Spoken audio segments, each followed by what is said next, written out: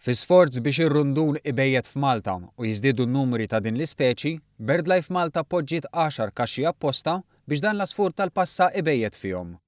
Il-kaxxi tpoġġew taħt il-pont tal-Mostam li jgħaddi minn fuq Wied il-Għasel bl-għajnuna ta' tim ta' xabbaturi professjonali.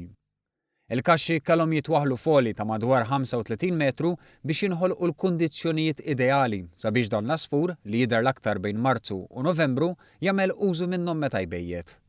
One News tkellem ma' Nicolas Barbara, il-Conservation Manager ta' BirdLife Malta, li spjega kif dawn il-kaxxi għandhom lan li jgħinu l-asafar ibejtu, partikolarment dawk li jbejtu f'ambjent urban.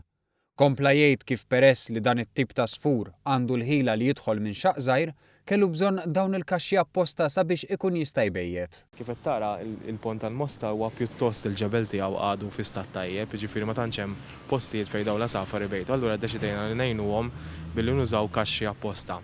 Qed nużaw mudell illi jintuża barra minn Malta fejn ukoll dawn l-asafar ibejtu u l-kaxxa da b'mod maniera li jkunu jistgħu jidħlu għalihom huma biss. Dawn huwa asfur li għandu ħila jidħol minn xaq żgħir ġo din il-kaxxa u l-kaxxa apposta magħmula biex iħalli lilhom biss ibejtu. Ir-rundun huwa asfur ta' daqs medju li qatta l-parti l-kbira ta' ħajtu jtir u jirritorna biss lejn l-art tul l-istaġun tal-bejta. Huwa wkoll asfur li jittajjar fatt ta' żoni urbani u rurali u ħafna drabi narawhom jittajru f'pajjiżna bejn nofs Marzu u nofs Novembru. Dan l-aħħar sirna narawhom mifruxin dwar il-Gżejjer Maltin f'numri kbar. Is-Sur Barbara spjegalna li dawn il-kaxxi fil-Mosta huma biss il-bidu. Dan hekk kif BirdLife Malta se tinstalla aktar minn dawn f'żoni differenti f'Malta u Għawdex kif ukoll se tipprova tattira asafar oħra bħal żanżarell tat-tikki.